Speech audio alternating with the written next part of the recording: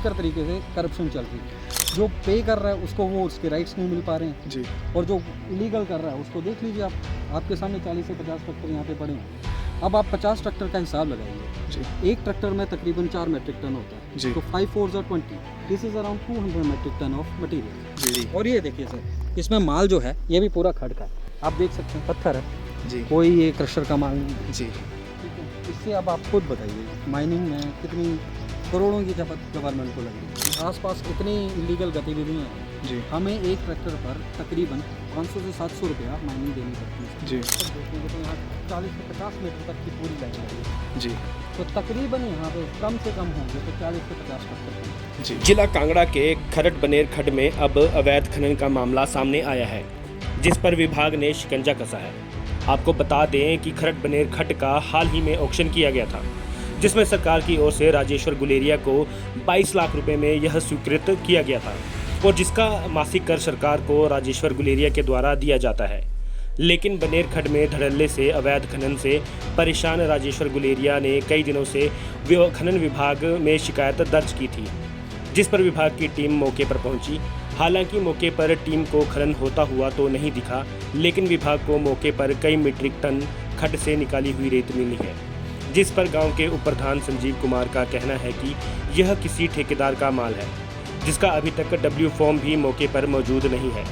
वहीं खनन विभाग के गार्ड मनु ने बताया कि गांव के उप प्रधान द्वारा विभाग को डब्ल्यू फॉर्म कुछ ही दिनों में मुहैया कराने की बात की गई है, लेकिन सवाल यह है कि इतने टन माल की चपत आखिर कौन सा ठेकेदार सरकार और विभाग को लगा रहा है और यह माल आखिर किस जगह पर लग रहा है।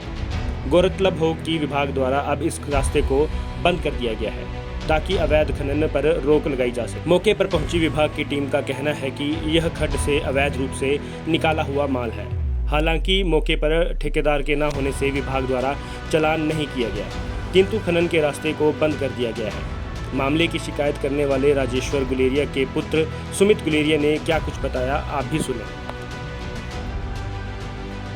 सुमित गुलेरी जी, एक कंप्लेन जो है आपके द्वारा विभाग को दी गई थी, जिसको लेकर के जो है आज मौके पर जो है विभाग की टीम पहुंची है और रास्ता जो है वो बंद किया गया खनन को लेकर के कहीं ना कहीं।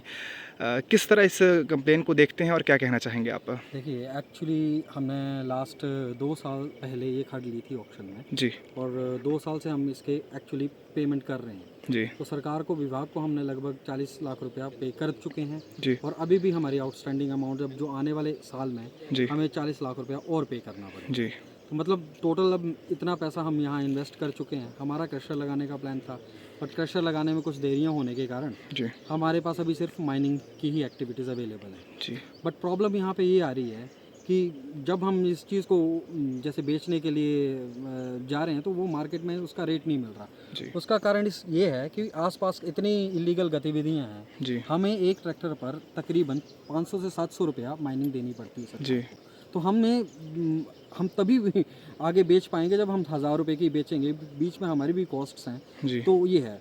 बट एक्चुअली यहाँ क्या होता है, यहाँ मतलब आसपास के इलाकों से काफ़ी इलीगल माइनिंग यहाँ पे चल रही होती है, तो उससे हमारे पास उतना वो दिन को रात को कहीं ना कहीं वो करके वो कर लेते हैं, तो फिर लोग वहीं से सोर्स कर लेते हैं सस्ते का मटेरियल। जी। तो क्योंकि उनको तो कुछ देना नहीं पड़ता है, तो इसलिए हमारा यहाँ इतना कम्पिटिटिव रहता नहीं है। अब दूसरा ये था कि यहाँ पे भी काफ़ी टाइम से हमने विभाग से पुलिस से कंप्लेन कर करके बोल चुके हैं हम कि भाई हमारी माइनिंग थोड़ा आप देखिए इसको कि थोड़ा कंट्रोल कीजिए, लीगल माइनिंग काफ़ी टाइम से हो रही है जी। और उस पर कुछ नहीं हो। अब ये थोड़ा सिक्योर्ड सा एरिया है तो रात को यहाँ पे आना और विभाग के लिए आना मुश्किल होता है। जी। तो उस टाइम का फ़ायदा उठा के कुछ चोर जो हैं वो यहाँ पे चोरी कर रहे होते हैं। जैसे कि आपके पीछे देखने को मिल रहा है काफ़ी ज़्यादा आप आइए देख सकते हैं मटेरियल काफ़ी ज़्यादा पड़ा हुआ है।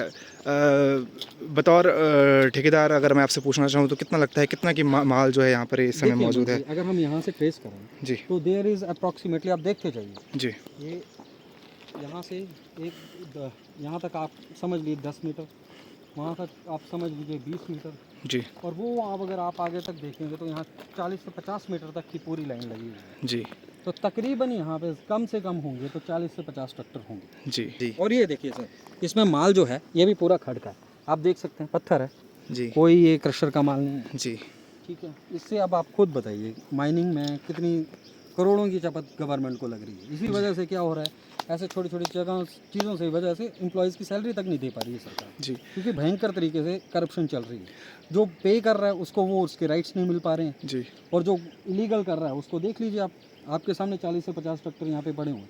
अब आप 50 ट्रैक्टर का हिसाब लगाइए, जी एक ट्रैक्टर में तकरीबन 4 मेट्रिक टन होता है, जी तो 5 4 are 20, this is around 200 metric ton of material, जी जिसकी अगर सही मायने में अगर आप कैलकुलेशन कर लें तो मेरा तो ये है कि 200 मेट्रिक टन ऑफ मटेरियल जिसका सरकार को कुछ नहीं मिला है, बल्कि हमारे से लूट के गया है।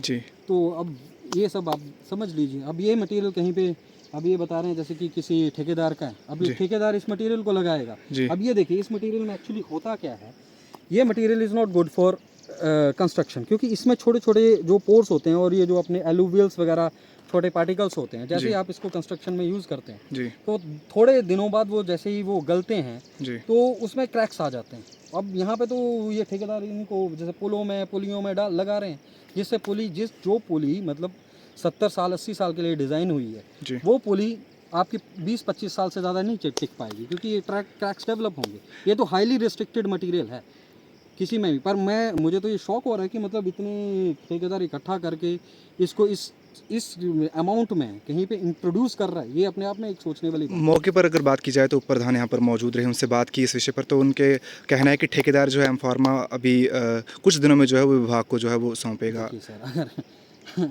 इसके तो पहली बात ये है कि इसके लिए एम फार्म होना इतना ज़रूरी नहीं है, क्योंकि यहाँ इसके लिए आपको एक स्पेशल टाइप के फॉर्म होते हैं, वो होते हैं डब्ल्यू फॉर्म। जी डब्ल्यू फॉर्म। ठीक है, अगर वो विभाग वाला वो अब क्या दिखाते हैं, डब्ल्यू फॉर्म दिखाते हैं, एक्स फॉर्म दिखाते हैं, पर्टिकुलर डेट है, फ्रेश मटेरियल निकला हुआ है, जी वो आप देख ही सकते हैं। जी तो वो तो देखिए वो कहीं से कोई पुराना इकट्ठा करके दे देंगे। खैर विभाग से हमें पूरी उम्मीद है, और हम जानते हैं कि विभाग वाले तो उनके लिए तो 1 मिनट का काम नहीं, वो पता कर लेंगे कि कौन सा लीगल सोर्स था, क्या इलीगल सोर्स था, उनके लिए कोई ज़्यादा मैटर नहीं करता है। जी तो मेरा तो यही है कि विभाग से जो शिकायत की गई है, मुझे लग रहा है उस पर बहुत ही अच्छे से काम हो रहा है, जी और जो हमारे एमओ साहब है कालिया साहब, वो बहुत ही स्ट्रिक्ट हैं इन सब चीज़ों के लिए, और वो एकदम प्रॉम्प्ट एक्शंस लेते हैं और लेते आए हैं। जी। मनु जी, आज बनेरखट के पास जो है खरट इस जगह का नाम है, यहाँ पर आज पहुँचे हैं। खनन को लेकर के जो है आज विभाग के द्वारा एक्शन जो है आज लिया गया है, इसके बारे में थोड़ी सी जानकारी अगर आप दें तो।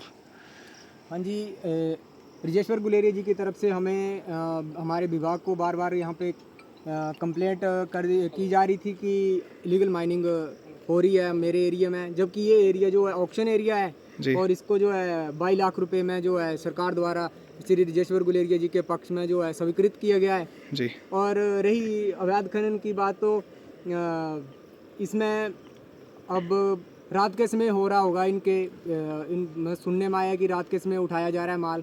तो जैसे मैंने पहले भी आया था यहाँ पे, तो मेरे द्वारा औचक निरीक्षण किया गया था, तो यहाँ पे 3 चालान जो है ट्रैक्टरों के किए गए थे, जी जिसके पास उनके पास कोई भी एविडेंस नहीं था, उसका डब्ल्यू फॉर्म नहीं था, तो वहाँ पे मेरे द्वारा चालान किए गए थे। अभी वो ऑफिस में पेंडिंग है। जी और रही अवैध खनन की, तो यहाँ पे साइड में जो ये ढेर लगे हुए हैं, तो इसका जिनके ढेर हैं उन्होंने कहा है कि ये क्रशर के हैं, पर थोड़ा मेरे को लग रहा है कि शायद खड का भी माल हो इसमें। जी पर उनको हमने टाइम दिया हुआ है 3-4 दिन का, कि जो भी आपके पास एविडेंस है, जैसे हमारा जो है विभाग की तरफ से XW फार्म जो इशू किया जाता है, जी ठीक है, तो उस आधार पर देखते हैं, अगर वो अपने एक्स फॉर्म जो है प्रोड्यूस करवाते हैं दफ्तर में, तब तो कोई बात नहीं तो उनके पास जो उनके ऊपर जो है एक्शन लेना पड़ेगा। मतलब मौके पर जो है वो फार्म जो है मौजूद नहीं है। मौके पे कोई भी फार्म जो है मौजूद नहीं मिला है। अगर इस खनन की बात करें, अवैध खनन की बात करें, तो गांव के लोगों के द्वारा भी कुछ कंप्लेन इसके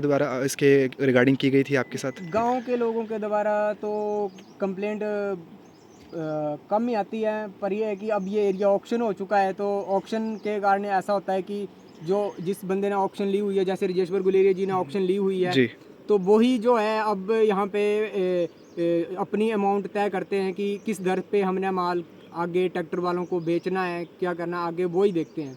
आज क्या एक्शन लिया गया? रास्ते को बंद किया गया है ताकि हाँ, ये इनके द्वारा जो है रात के इसमें जो भी खनन हुआ है, तो उसको देखते हुए जो है गुलेरिया जी के द्वारा जो ठेकेदार हैं गुलेरिया जी जिन्होंने खड़ ली हुई है, उनके द्वारा जो है उनके साथ आके इस रास्ते को जो है हमारे द्वारा बंद किया जा रहा है।